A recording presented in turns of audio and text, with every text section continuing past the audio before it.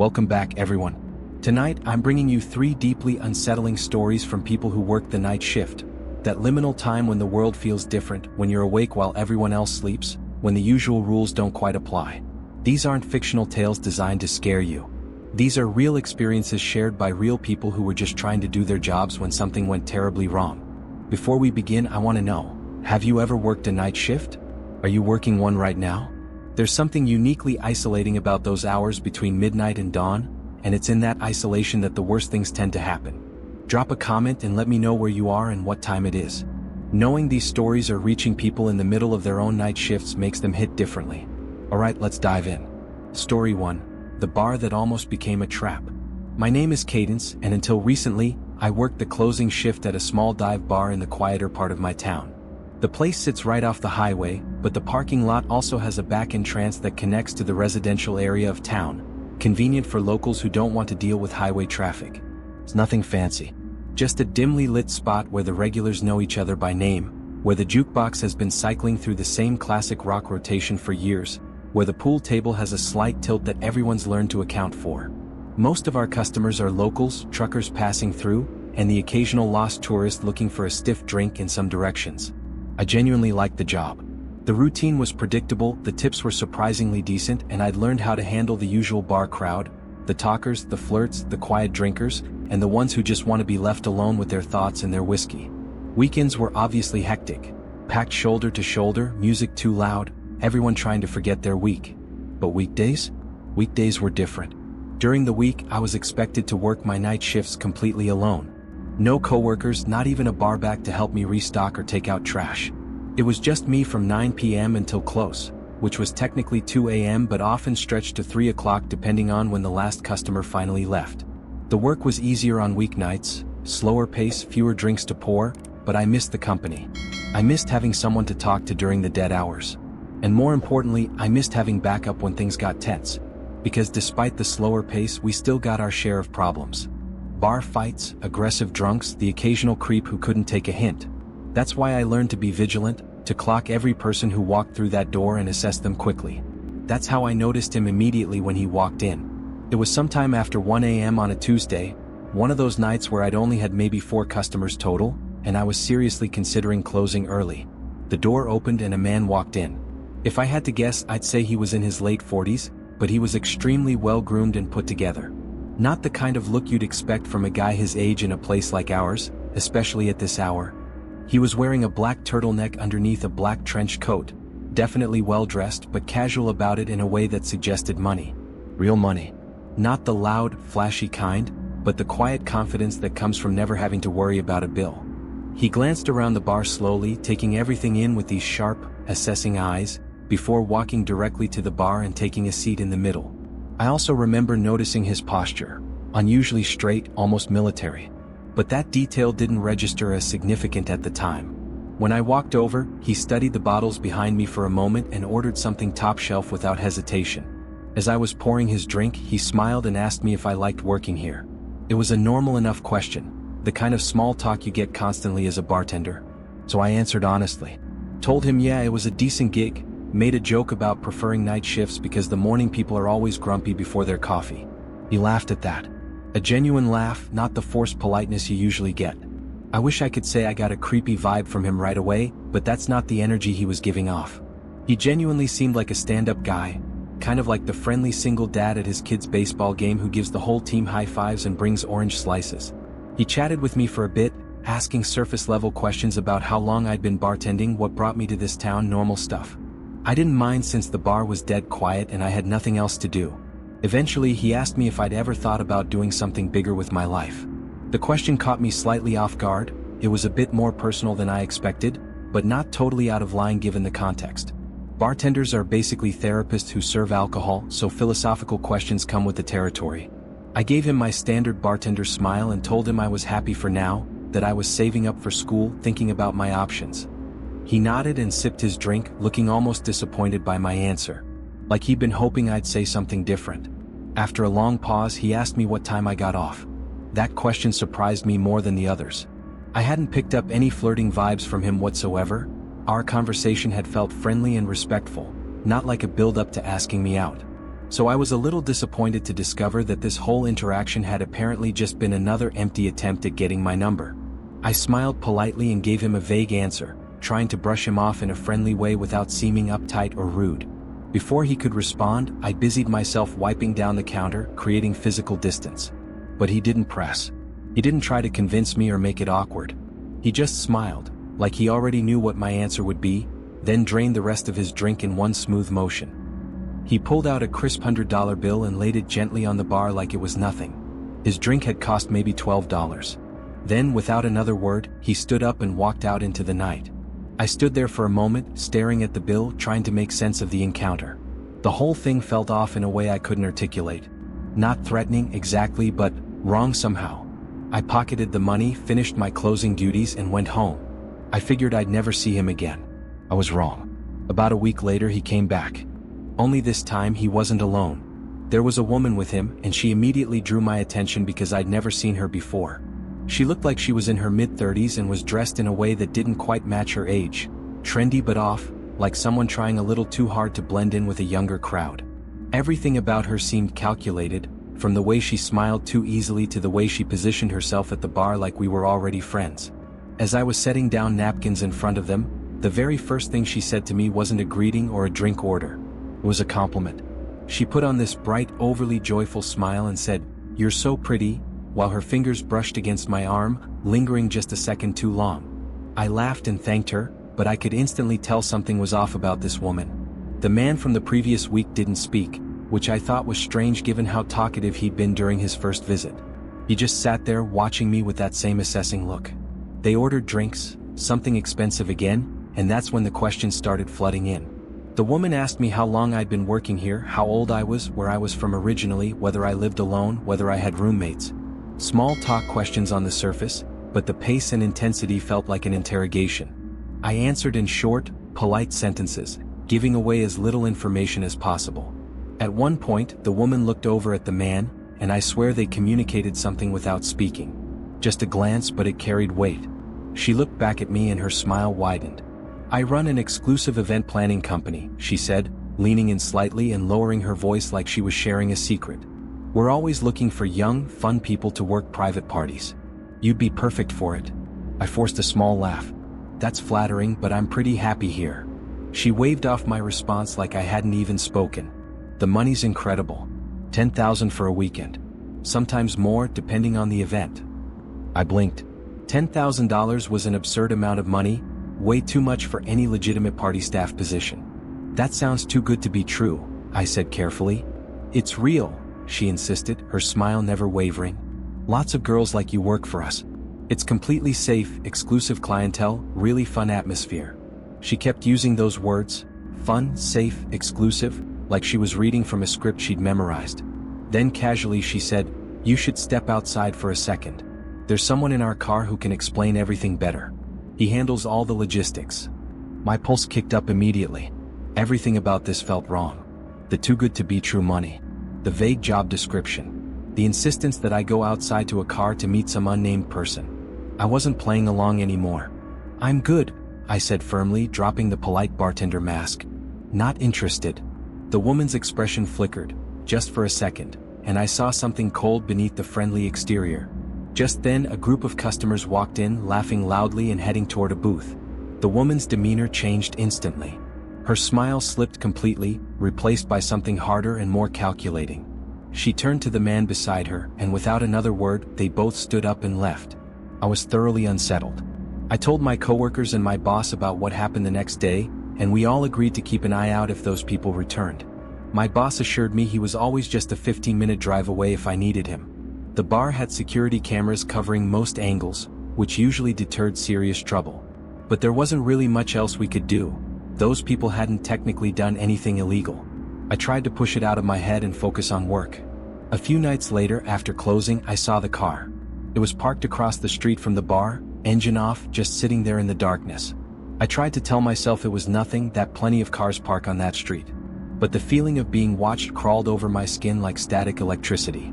I walked to my car quickly, keys clutched tight in my hand, trying not to look scared. When I pulled out of the parking lot, I checked my mirrors. The car followed. It stayed back just enough to avoid being obvious, but every turn I made, it was still there, maintaining the same distance, matching my speed exactly. I took a random turn onto a side street that wasn't on my route home. The car followed. Another turn. Still there. My heart was pounding now. I knew it was them. I knew this wasn't a coincidence. I forced myself to stay calm and think clearly. Then, without hesitating, I drove straight to the police station, gripping the steering wheel so tightly my knuckles turned white. The second I pulled into the station's parking lot, the car behind me sped off, tires squealing slightly as it accelerated away into the night. I sat there for a few minutes, shaking, trying to process what had just happened. Eventually, I went inside and filed a report. The officers took my statement seriously, but without a license plate number or any actual crime committed, there wasn't much they could do beyond documenting the incident. Nothing happened for a while after that. A couple of weeks passed. I started to relax, started to think maybe they'd moved on to easier targets.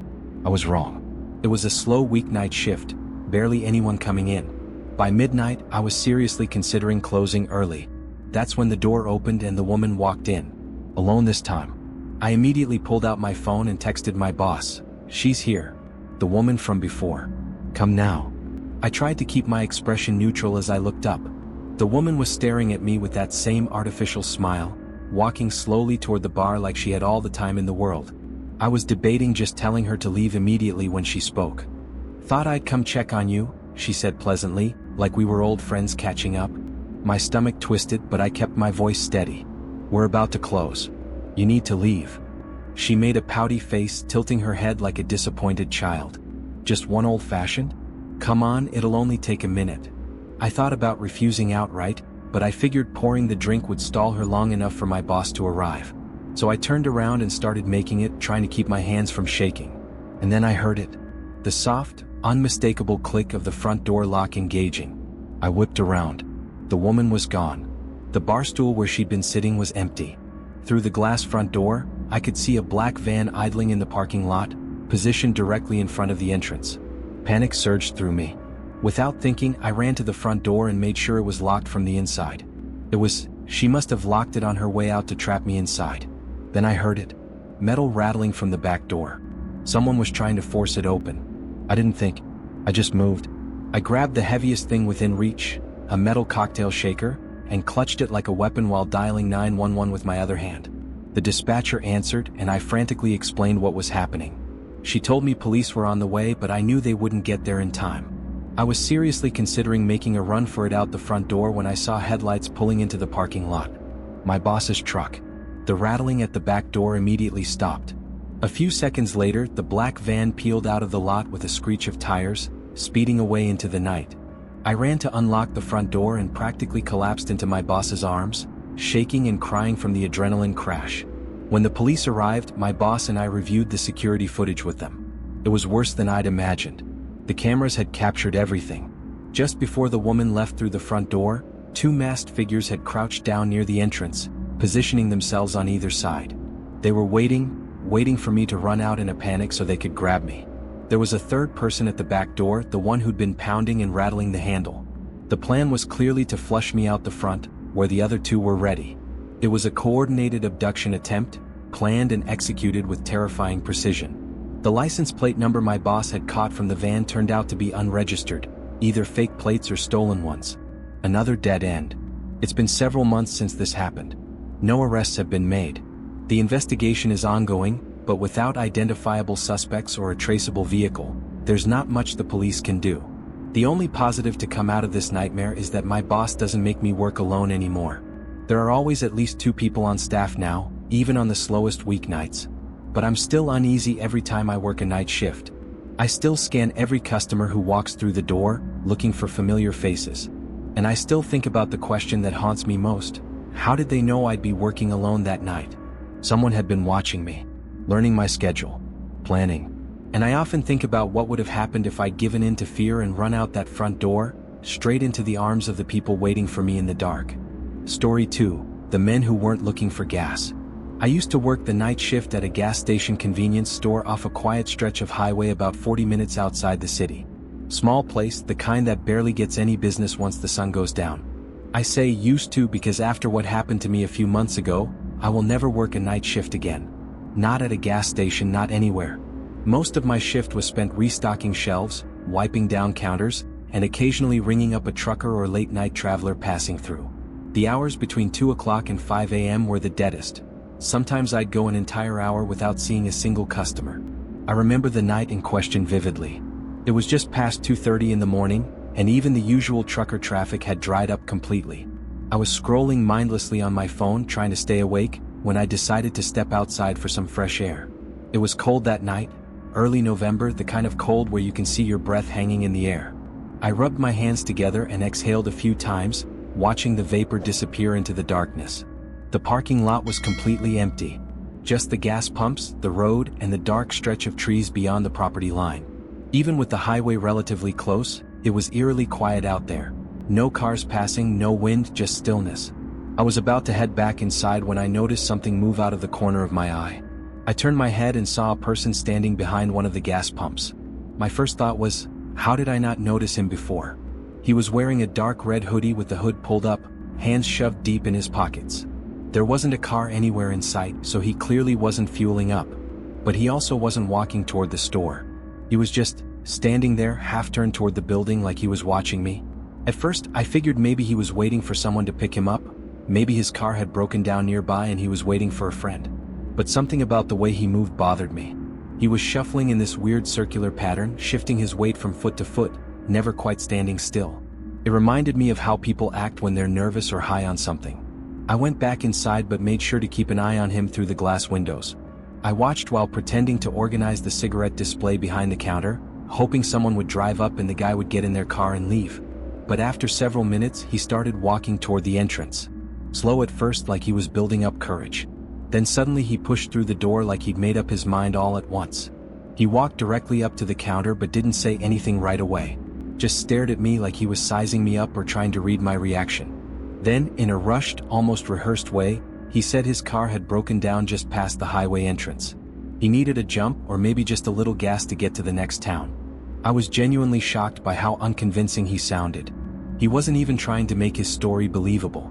There was no car in sight, no explanation for why he'd been standing behind the gas pump for 10 minutes, no reason he couldn't have just walked into the store immediately if he actually needed help. I offered to call a tow truck for him. No, he said too quickly, shaking his head almost violently. I just need a flashlight. Maybe some help checking under the hood. Something was definitely wrong. The way he spoke, the way he kept glancing at the security monitors behind me, the way his story kept changing slightly, it all felt like a test. But I also started second-guessing myself. People who come into gas stations at this hour are often a little strange. Maybe he was just on drugs or socially awkward or genuinely in a bad situation and terrible at explaining it. I asked him where exactly his car was parked. He pointed vaguely toward the window. Just past the highway entrance. Right before the turn-off. I was skeptical, but then he gestured toward the security monitor behind me. You can see it on the camera, he said. I turned to look at the screen, and to my genuine surprise, there actually was a car visible on one of the exterior cameras. A dark sedan parked in the spot he'd indicated. I thought to myself, oh crap, maybe this guy really does need help and I'm just being paranoid. And that's when it hit me. I had literally just been standing outside less than 5 minutes ago. I'd looked in that exact direction. If there had been a car parked there, I would have seen it. I would have noticed, but there had been nothing. The area had been completely empty, which meant the car had pulled in after I came back inside. Which meant this guy hadn't been stranded. He and whoever was in that car had deliberately parked and then he'd approached the store with a prepared story. I glanced back at the security monitor and that's when I saw it. The slightest movement near the car's rear bumper. Someone was crouching there, just out of the camera's main field of view, trying to stay hidden. A cold wave of dread washed over me. I forced my face into a casual smile and told the guy I'd be happy to help, but I needed to grab my phone from the back office first. He nodded, still watching me carefully. I turned and walked slowly toward the back, trying not to look panicked. The second I was out of his direct line of sight, I slammed my hand down on the emergency panic button hidden under the counter. The alarm went off instantly, a piercing screech that filled the entire store. I expected him to panic, to run, maybe even to attack me. But what he did was so much more unsettling. His nervous energy completely disappeared. No more fidgeting. No more fake urgency. His whole body language shifted. He actually relaxed. And then he smiled. Not a panicked smile. Not an embarrassed, you caught me smile. A slow, knowing grin. Like he had all the time in the world. Like this was amusing to him. I was frozen in shock, unable to process what I was seeing. In one fluid motion he turned and bolted out the door. I ran to the security monitors just in time to see both of them take off, not toward the car but into the woods behind the station, disappearing into the tree line. The car just sat there. Engine off, headlights off, completely abandoned. By the time the police arrived maybe 8 minutes later, both men were long gone. The car remained exactly where it was, doors closed, no one inside. One of the officers walked around the vehicle and then called me over to look at something I hadn't noticed before. The front passenger door was slightly ajar. Not wide open but cracked just enough that someone could have been sitting inside, waiting. There had been a third person. Someone I never saw, someone who stayed hidden the entire time. The police took my statement and had the car towed. They ran the plates, and it turned out the vehicle had been reported stolen nearly a week earlier from over 100 miles away. No one ever came forward to claim it. No reports of missing persons connected to it. No other crimes linked to it. Just an abandoned stolen car in the middle of nowhere, with no explanation. That was months ago and there's still been no resolution. No arrests, no leads, nothing. I quit that job 2 weeks after it happened. I don't care if night shift pays better, I will never put myself in that position again. I don't know what those men were planning. I don't know what would have happened if I'd agreed to go outside and help with the car. But I know it wouldn't have ended well. And I know that somewhere out there, those 3 men are probably still doing the same thing to other people working alone in the middle of the night. Story 3. The woman who knew my name. This happened a couple of weeks ago. I worked the night shift at Walmart, 11 p.m. to 7 a.m., stocking shelves while the store is mostly empty. It's not the worst job in the world, but after a while the nights start to blur together. Same routine, same fluorescent lights humming overhead, same endless aisles that all look identical in the middle of the night. I usually work in the electronics section, which is nice because it's quieter than other areas of the store. People don't exactly rush in at 2 a.m. to buy phone chargers and Bluetooth speakers. Most of my customers at that hour are either insomniacs killing time, truckers grabbing supplies before getting back on the road, or the occasional person who works an even stranger schedule than I do. That's why I noticed him immediately. At first I didn't think much of it. Just another guy wandering the aisles, probably waiting for someone or looking for something specific. But after a few minutes I realized he wasn't shopping. He wasn't even pretending to shop. He just kept appearing. Every time I glanced up from the shelf I was stocking, he was there, lingering in the next aisle over, standing too still by the clearance section, hovering near the display of charging cables. He wasn't looking at products. He wasn't checking prices or reading labels. He was just standing there watching me. I told myself I was overthinking it. The store is huge and maybe he was just taking his time browsing. But the way he moved, always positioning himself just close enough for me to notice, never actually picking anything up or putting anything in a basket, it set off every alarm bell in my head. I kept waiting for him to approach me, to ask for help finding something or to make some awkward attempt at flirting. But he never did. He just watched. And somehow that was worse. I was about to radio for a manager when I felt a hand wrapped firmly around my arm. I nearly jumped out of my skin, spinning around with my heart in my throat. Before I could react or pull away, a woman's voice rang out, loud, friendly, overly familiar. "There you are. I've been looking all over for you." She launched into this elaborate story about how we'd gotten separated after looking at something in the home goods section, how she'd been wandering around trying to find me. Wasn't the store just so confusing at night? I turned to look at her, completely thrown off, and saw a woman I had never seen before in my life. She was smiling brightly, her grip firm on my arm like we were old friends who just reunited after getting separated in a crowd. Before I could say anything, before I could tell her she had the wrong person, she leaned in close and whispered, her tone dropping to something low and urgent. "That guy's been recording you. Follow me." My stomach dropped like a stone. I turned my head slightly, just enough to glance back without being obvious.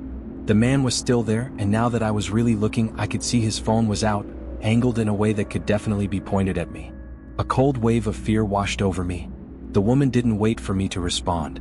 She just started walking, pulling me along with her, keeping up the act the entire time. She rambled loudly about some trip she'd supposedly taken, some inside joke we supposedly shared, her voice bright and casual like we'd known each other for years. I barely processed the words. My thoughts were stuck on him. Had he really been recording me? For how long? And why? I wanted to look back to see if he was following us, but I couldn't make myself turn around. The woman steered me through the aisles, moving quickly but not running, maintaining the appearance that everything was normal. I kept expecting her to drop the act at some point, to let go of my arm and explain what was happening. But she didn't. She just kept pulling me forward, chattering away like we were shopping together. After a minute or so, I finally risked a glance behind us. The man wasn't following anymore. I couldn't see him anywhere. Relief flooded through me and I stopped walking, gently pulling against the woman's grip. "Thank you so much," I said. "I think we're good now. We should probably find a manager and report this." But she didn't let go. If anything, her grip tightened slightly. "He's probably still around somewhere," she said, pulling me forward again. "Let's just make sure we lose him completely." I frowned. "I really think we should get security involved." "Just a little further," she interrupted, her smile still plastered on her face but her eyes not quite matching the expression. That's when I started to realize something was wrong. We'd moved past the main aisles now. Past the registers. Past the self-checkout area. Past the sections that saw the most foot traffic even at night. We were heading toward the back of the store. Toward the warehouse section that was dimly lit and nearly empty at this hour. Beyond that was the side exit, the one employees used for loading shipments. The one that didn't have cameras pointed at it. My heart started pounding for a different reason now. "You can let go," I said, more firmly this time, trying to twist my arm free. "I'm fine. Thanks for helping, but I need to go find my manager." "Come on, just a little further," she insisted, pulling harder. I planted my feet, genuinely yanking my arm back now. "Let go of me," I said loudly. For just a second, her smile faltered. Something cold flickered across her face. That's when I noticed where we were. The side exit was maybe 30 feet away. The hallway leading to it was empty. The warehouse section had no other employees visible. She got me through that door no one would see. I didn't think. I screamed. Loud, piercing, wordless, just pure panic and fury and desperation. The woman's grip loosened in surprise, and I yanked my arm free with all my strength, stumbling backward. I didn't waste a second. I turned and ran toward the front of the store, toward the lights and the cameras and other people. Behind me, I heard the woman shout something. "Wait, come back." And then, impossibly, I heard her say my name. My actual name. The one I hadn't given her. I didn't stop. I kept running until I saw one of my co-workers, Marcus from the grocery section, who was sprinting toward me, probably responding to my scream. "Call security," I gasped. "Right now. There's a woman and a man, they were trying to." Marcus immediately pulled out his radio and called it in. But by the time security arrived and I'd explained everything, both the woman and the man were gone. We reviewed the security footage together and it confirmed my worst suspicions. The woman and the man had entered the store together. They'd arrived in the same vehicle, parked in the same area, walked in at the same time. She'd been with him the entire time. The man's face was crystal clear in several frames, looking directly at cameras, making no attempt to hide. But the woman's face was never fully visible. In every single frame, she was turned away, or her face was obscured by her hair, or she was positioned behind something. It was like she knew exactly where the cameras were and how to avoid them. I had a sinking feeling she was the one who'd planned this whole thing, and I was furious that we didn't have a clear shot of her face. Every second of it had been coordinated. The man's job was to make me uncomfortable, to make me want to get away. The woman's job was to swoop in and rescue me, to gain my trust and lead me somewhere isolated. The police got involved. The whole thing is being investigated as a failed abduction attempt. The man should be easy to identify since his face was caught clearly on camera, but so far no arrests have been made. And the thing that terrifies me most, the thing I can't stop thinking about, is how that woman knew my name. I hadn't been wearing a name tag. I hadn't introduced myself. There's no way she could have known unless they'd been watching me before, learning about me, planning this. I wasn't a random target. I was specifically chosen. I still work at that Walmart, but I requested a schedule change to day shifts. I refuse to work nights anymore.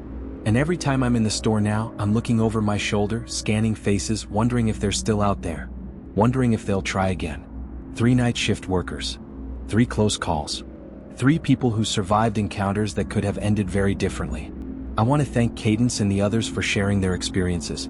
It takes real courage to revisit these moments and put them out there as a warning to others. If you work a night shift, please be careful.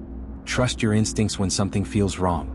Don't let politeness or fear of seeming paranoid stop you from protecting yourself. Lock your doors. Stay aware of your surroundings. Don't go anywhere isolated with someone you don't know, no matter how helpful they seem. These stories are real. They happen to real people. And they could happen to anyone working alone in the middle of the night. If you found these stories valuable, please like and subscribe. Share them with someone who works nights. And drop a comment telling me about your own experiences. I read every single one. Stay safe out there. Stay vigilant. And remember, the scariest monsters are always the ones that look like ordinary people. Until next time.